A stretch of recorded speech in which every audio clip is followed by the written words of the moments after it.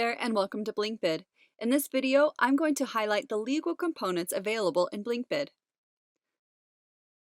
Located in the info block of a job is our usage license builder. Click Build License for prompts to the various elements of a usage license. Once the license is complete, it will automatically be entered into our usage license tracker so you can manage expiration dates and collect additional usage license revenue. If you prefer to use a custom usage license, drop your own text into the Settings section of BlinkBid.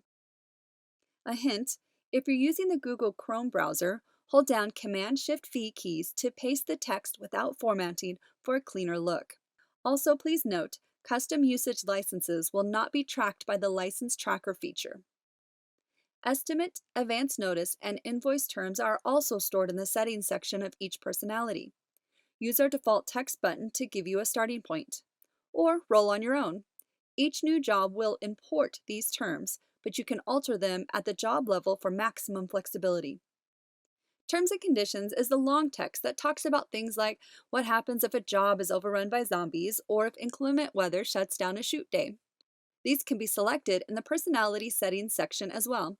You can save several different types of T&Cs and then choose the one that you need when you go to print your document.